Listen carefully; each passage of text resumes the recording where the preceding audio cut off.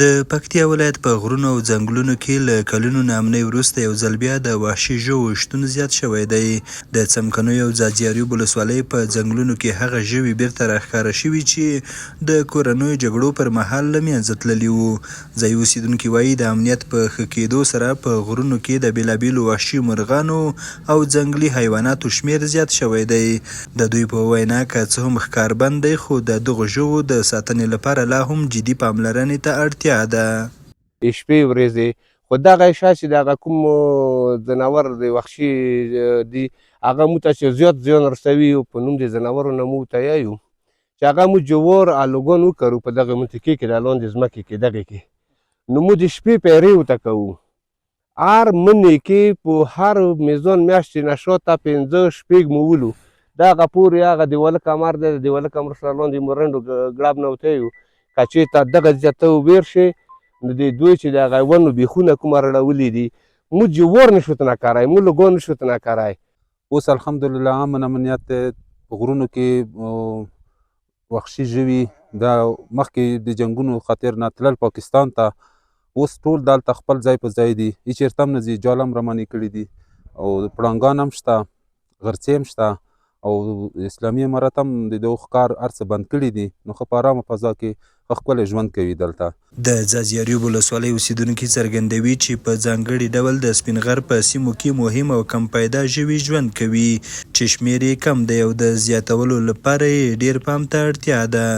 د دوی په وینا ځینې ژوي لکه خنزیر د کروندو د زیان سبب ګرځي چې له همدې امله ځینې کسان هغه له منځه وړي.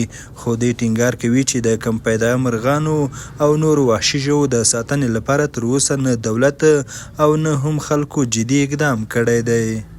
خو چې رمیر غولې دی اوس رقم حیوانات رغولي، یعنی یګه موږ غرو کې په کولو موږ نه دلدلې خو شته، یعنی خلکو ډار کړي دي، خلکو لیدلې دی لکه سویه دی، یګه دی، لیوه شو، پړانګ نشته ورکې خو ګیدړه شوه او داسې مختلف نور انواع دی ورکې دا شوي دی. بله د بارځ کې و هره شپه دی لار کوزې کې بېغمه ګرځي، نور څوک غرض نه پوهوي، څوک کور نه څه لري، دوی خپل چکر یې وایي. نو هر چې دی چې ملدارۍ خوښه شوه وروره کله کله انقلاب وکړي هېڅ یعنې شته نه جنګ شته نه جدړې شته نه ډزونه شته نه څوک غرض پوهوي، دوی خپل سره وي. هر چې لیوان نه ونیسه، د پړانګو نه ونیسه، پړانګان خو نه لیدلي خو د ځناورو نه ونیسه، هر یو غره شي او کیسه را دی وروره.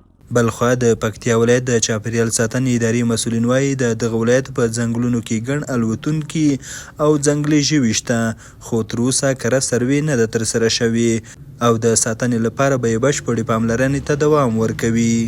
دا د دې انواعو تثبیت تر اوسه پورې په افغانستان کې په هغو سطحه باندې نه ده، خو الحمدلله چې اوس مختلف ژوي زیات شوي دي، پرندګان زیات شوي دي. د دې نه وروسته د پکتیا ولایت چاپیریال ساتنې اداره د اعلی قدر امیر المؤمنین د فرمان په اساس باندې خپله ټوله هڅه کوي چې د دې په ساتنه کې او همداراز د دې د انواعو په تشخیص کې مکمله پوره هڅه کوي او همداراز د ساتنې په برخه کې.